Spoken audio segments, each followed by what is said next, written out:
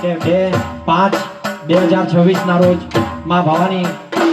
માતા જોગમાયા માં ખુડિયારનો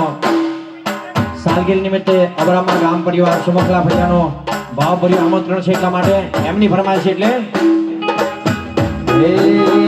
એ મારી જોગમાયા આવો ને મારે આગળીએ